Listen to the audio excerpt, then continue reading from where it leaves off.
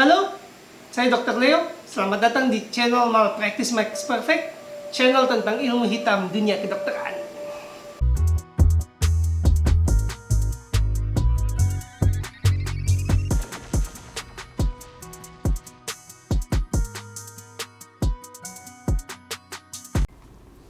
Ngawurnya rawat inap demam berdarah di Indonesia.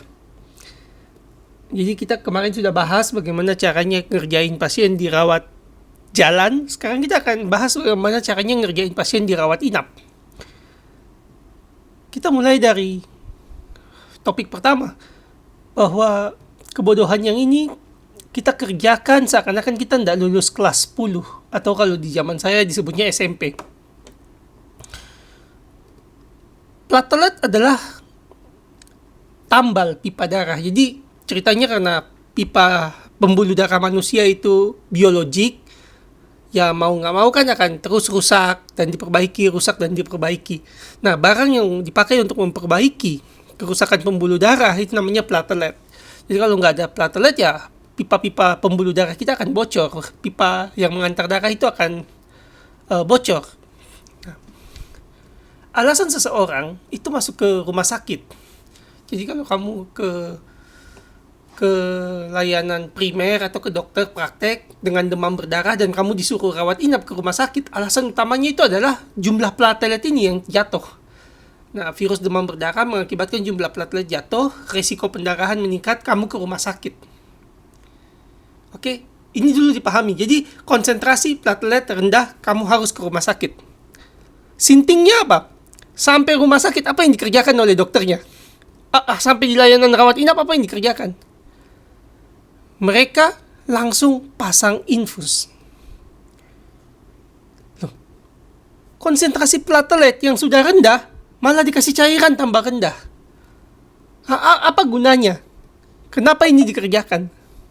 Kalau saya bicara tentang penanganan demam berdarah dengan sesama dokter, respon yang paling sering saya terima adalah, hati-hati kalau ngomong, nanti pasiennya nggak mau diinfus, shock malah bahaya.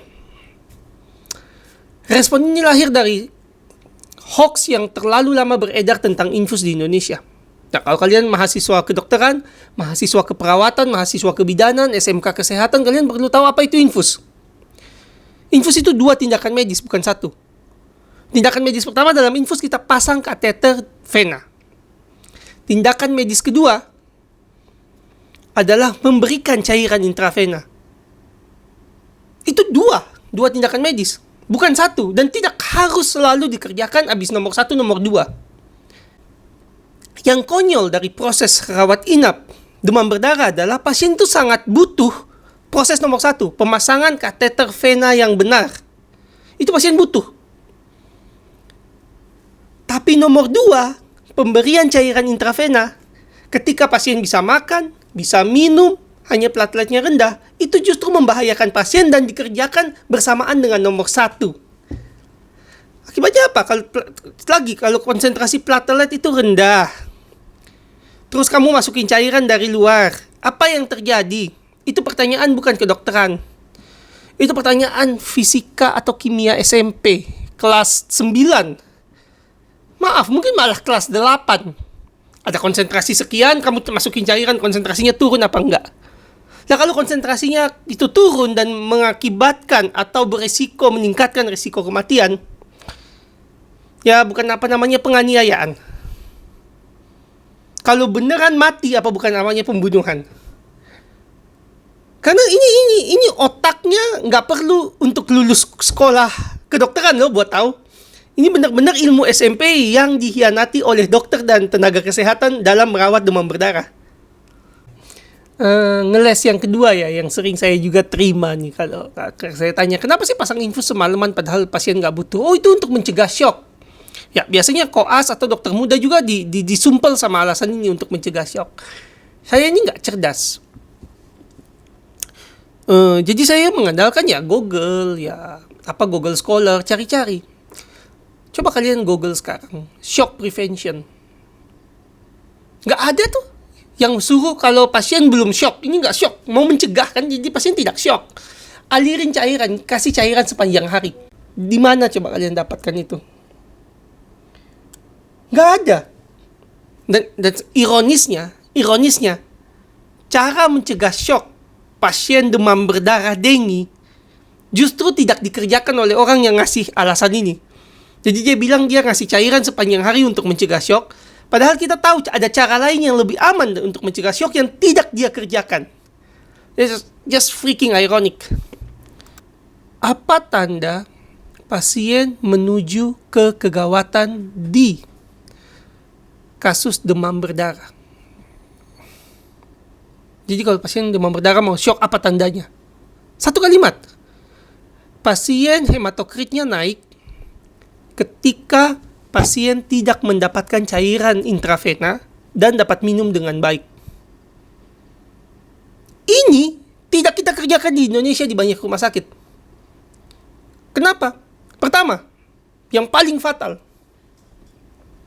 hematokrit cuma diperiksa sekali sehari. Mana tahu dia naik atau enggak dalam sehari. Kayak yang saya bilang di rawat jalan, shock itu hitungannya jam. Artinya hematokrit perlu diperiksa dalam hitungan jam. Tapi di Indonesia kebiasaannya meriksa hematokrit dalam hitungan hari. Ya jelas kalau ada shock akan terlewat dia. Masalah kedua, pasien di Indonesia dialiri cairan sepanjang hari. Jadi kita kita itu harusnya mengukur sesuatu yang terus kita larutkan. Ini kayak bener gak lulus SMP? Bener nyogok gitu loh buat lulus SMP. Sekarang contoh kayak gini, Budi, kamu pantau ini konsentrasi gulanya. Kalau konsentrasi gulanya naik karena mungkin airnya menguap karena suhu ruangan tinggi, kamu kasih tahu Bu Guru. Nah, kemudian si Budi ini nuangin air putih ke dalam larutan gulanya itu. Bu gurunya balik, ditanya berapa konsentrasinya. Oh, konsentrasinya begini. Loh, kok konsentrasinya nggak naik? Oh iya Bu, soalnya saya nambahin air dari sepanjang ibu tinggal tadi. Ya kan, jelas si Budi ini nggak lulus SMP gitu. Tapi inilah yang dikerjakan oleh dokter dan rumah sakit ketika merawat pasien demam berdarah dengue. Kita tahu gitu, oh ya kalau pasiennya mau tewas karena shock, hematokritnya akan naik dalam hitungan jam. Ngapain ya? Ya udah deh, kita kasih aja cairan sepanjang hari. Ya gimana cara kita ngukur kalau kita kasih cairan sepanjang hari? Kita melarutkan konsentrasi yang paling fatal untuk diukur ketika pasien hendak tewas. Kalau ini dilakukan di negara lain, namanya pembunuhan berencana. Kalau dilakukan di sini, ya karena segala keterbatasan dan bla bla bla bla bla, ya mati ya lewat, nggak apa-apa. Saya perlu menekankan ya, fatal dan bodohnya pemikiran kayak gini karena dokter itu kan dianggap masyarakat pintar, sekolahnya lama. Jadi untuk melakukan kebodohan yang sangat sederhana setingkat SMP seperti ini sangat-sangat wow lah gitu. Dan salah satu seminar kedokteran saya pernah hadiri, itu presentasinya presenternya orang yang membagikan materinya dengan bangga mengatakan kepada kita peserta bahwa ini loh hematokrit kita periksa tiap hari. Itu salah. Itu kalau pasiennya mati malpraktek medis. Kenapa? Karena jelas shock itu terjadi dalam hitungan jam. Dokternya meriksa indikator shock dalam hitungan hari. Ya pasti terlewat dong. Memeriksa hematokrit setiap beberapa jam selama fase kritis demam berdarah itu penting buat keluarga. Kenapa? Karena salah satu cairan yang akan digunakan untuk mencegah kematian pasien demam berdarah adalah darah. Jadi ketika hematokrit mulai naik dan tanda-tanda shock itu bisa diramalkan, keluarga kita kasih tahu, Bapak, Ibu, cari donor darah, cari darahnya sekarang. Takutnya kalau shock kita butuh darah, sudah ada. Nah, yang terjadi di Indonesia nanti kan konyol. Dia udah periksa hematokrit pagi, dia nggak periksa lagi, tiba-tiba tanda shock, baru dia kasih tahu keluarga bahwa butuh darah. Itu nggak tahu dokternya berapa lama kerja di rumah sakit, tapi dia pikir darah itu mungkin telepon langsung darah ada. Enggak, keluarga itu butuh waktu nyari darah. Makanya kita periksa hematokrit tiap 3-4 jam. Diharapkan dalam 3-4 jam itu keluarga cari darah bisa dapat. Nggak mungkin kamu nyari darah dalam 1 jam, apalagi nyari yang match kalau golongan darahnya susah. sangat mengkhianati akal sehat bahwa kita tidak memeriksa hematokrit dalam hitungan jam, tapi malah dalam hitungan hari. Lalu muncullah ngeles yang, sebenarnya kebodohannya anak TK, tapi ngelesnya ini kelihatan rasional di praktek. Mereka akan bilang ke segini, Leo, kamu gila ya, masa pasien itu kita tusuk tiap 6 jam? Nah, ini udah salah berarti praktek kedokteran dan keperawatan di rawat inap selama ini. Kalau kamu perlu periksa darah berulang dan tiap periksa darah kamu nusuk pasien. Ini mengkhianati ilmu anak TK. Kamu kasih anak TK 1 gentong air, kamu bilang kalau kamu mau minum kamu ambil dari gentong ini. Tanya anak TK-nya, tapi ya TK 0 besar lah, maksudnya yang sudah mau masuk SD. Baiknya gimana? Kita pasang keran atau kita tusuk tongnya tiap kali kita minum? Anak TK itu akan jawab dengan mudah. Pasang keran, bukan tusuk tiap kali kita mau minum. Kan nggak praktis, Pak. Bagaimana mungkin logika anak TK ini gagal diaplikasikan di perawatan rawat inap? Jadi fatal sudah, berarti ini sudah terbongkar bahwa perawatan rawat inap demam berdarah kita itu fatal banget.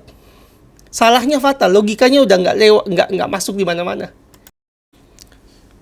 Kunci dari video saya dari awal sampai titik ini adalah realita bahwa kita menggunakan kateter vena rawat inap yang standarnya buruk. Kita itu rawat inap dengan kateter vena yang diperuntukkan bukan untuk rawat inap. Kita pakai short intravenous catheter namanya, SIVC. Ini kateter atau pipa pembuluh darah untuk rawat jalan. Kamu dehidrasi, dokter datang pasang kateter vena, masukkan cairan, setelah itu kateter vena diangkat. Atau kalau kamu amit-amit kanker gitu, mau pasang kemoterapi, sebulan atau 3 bulan sekali kamu datang, dokter pasang kateter vena, kemoterapi masuk, kamu pulang, kateternya dilepas setelah itu. Jadi hanya hitungan jam kateter itu, dan cairan memang terus masuk. Apa kelemahan kateter pendek ini? Kateter pendek ini akan buntu kalau tidak dialiri. Lah, supaya nggak buntu gimana? Kita pasang kateter panjang berlapis heparin. Jadi kateter extended peripheral catheter itu diperuntukkan untuk rawat inap. Digantinya tiap berapa lama? 3-4 hari baru diganti. Apakah perlu dialiri terus-menerus supaya tidak buntu? Jawabannya tidak. Jadi kateter terpasang, cairan nggak masuk, nggak akan buntu.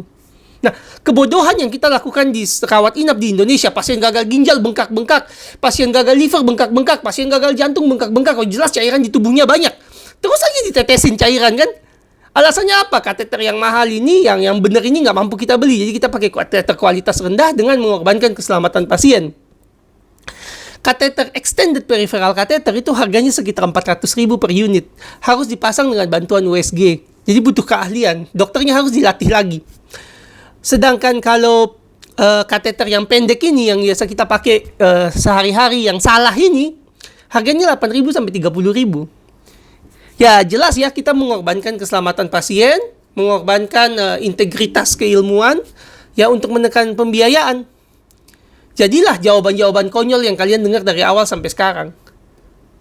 Jadilah kenapa pasien terus dialirin meskipun plateletnya rendah, dialiri air yang tidak dibutuhkan pasien dan membahayakan nyawa pasien. Kenapa? Kateternya jelek. Kateternya nggak dialirin buntu, makanya kita alirin sepanjang hari. Kita salah kateter vena. Kedua, kok tiap mau ambil darah ditusuk sih? Ya iya, karena kateternya salah. Kalau katetermu benar, kita cukup ambil darah dari kateter itu, nggak perlu ditusuk. 1 kali tusuk, kateter masuk, itu bisa ambil darah berulang-ulang tanpa nusuk lagi. Terjawab ya. Jadi jawabannya itu adalah beda 400.000 dan 28.000 rupiah. Itulah kenapa nyawa pasien demam berdarah di Indonesia 10 kali lebih mungkin tewas. Kateter venanya salah. Terus ada juga ini, ngeles yang lain ya, yang disampaikan ke saya. Dok, kalau kamu ngambil 3 cc 12 kali tiap 2 jam atau 3 jam, anemia pastinya. Masa kamu ngambil 50 cc darah? Sebenarnya 50 cc nggak akan bikin anemia. Cuma kalau kita mau entertain ngelesnya kamu, rumah sakitmu berarti nggak cocok untuk rawat demam berdarah. Bukan nggak bisa ya, saya bilang nggak cocok. Karena hematokrit itu pemeriksaannya bukan 3 cc diambil, 0,5 cc.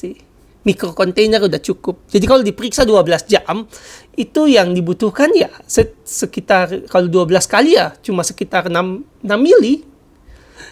Nggak perlu sampai 50 mili. Kenapa kamu ngambil 3 mili kalau yang diukur hanya 0,5? Jawabannya sederhana. Alatmu nggak cukup bagus untuk merawat pasien demam berdarah dengue. Mengakibatkan kamu harus mengambil darah lebih banyak daripada ekspektasi pasien jika alatmu bagusan. Ngawur yang lain, dari perawatan rawat inap ya di demam berdarah, itu kalau ketika shock terjadi, banyak fasilitas itu cairannya salah.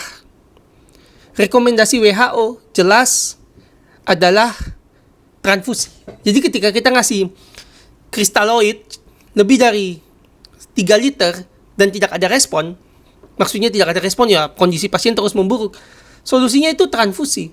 Makanya pemeriksaan hematokrit tadi itu penting supaya keluarga sudah nyari darah jauh-jauh sebelum shock terjadi. Ini ketika shock terjadi, kristaloid gagal, maka yang masuk adalah transfusi darah. Nah, di Indonesia nggak terjadi itu. Karena banyak fasilitas tidak punya bank darah, nekat merawat pasien demam berdarah, maka yang digunakan adalah cairan-cairan berbahaya yang meningkatkan risiko kerusakan organ dan kematian ketika shock. Nah, ini sumbernya udah banyak. Surviving Sepsis Campaign, KDIGO, WHO Guidelines 2011 untuk dengue. Kalian bisa google sendiri juga apa risiko kematian akibat cairan yang sering kita pakai di Indonesia untuk pasien shock.